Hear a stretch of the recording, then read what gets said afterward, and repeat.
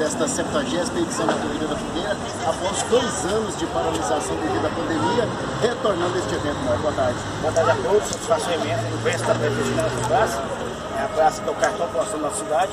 E hoje podemos dizer que a Corrida Internacional da Fogueira, porque temos uma atração internacional que eu através do meu amigo Guarulho Tupetim, é o cara sem fronteiras, o cara do Brasil inteiro.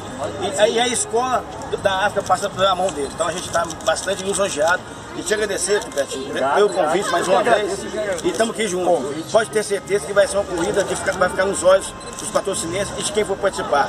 E desde já a gente vai dar uma cronologia aqui e diz o seguinte: é a corrida que bateu o recorde de inscrições.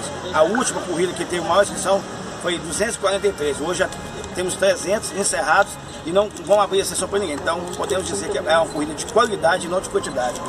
E vocês fazem parte desse sucesso.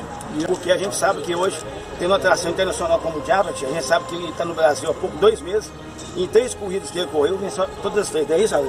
Isso foi 3 corridas, estreou lá na volta ao Cristo, ganhou, né? Deu de ponta a ponta. A corrida foi na corrida também, deu de ponta a ponta. E a última agora, a corrida da IPTV, uma das mais tradicionais do interior de São Paulo, ao vivo, né? Acabou do interior de São Paulo, e ganhou também, muito forte, mas ganhou, muito pesada. E nós estamos aqui atrás da 4ª vitória, né? Espero que o Japete aí faça uma bela performance nessa prova, para repetir a outra performance do outro atleta que eu consegui antes da pandemia, né? O Gilbert Cosney, que também ganhou aqui no Pablo. E amanhã com certeza a prova vai estar fortíssima, porque o vice-campeão Portugal talvez esteja aqui também. Mas assim, ele gosta de correr com os bons, né? Quem é bom não tem medo de encarar.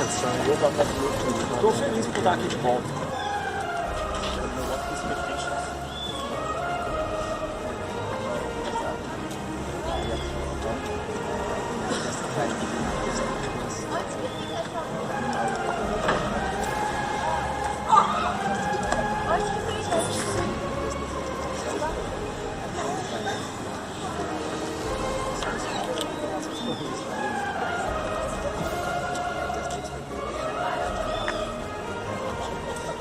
Ele está treinando há bastante tempo, e a expectativa dele é melhor, ele acha que ele está preparado para a corrida.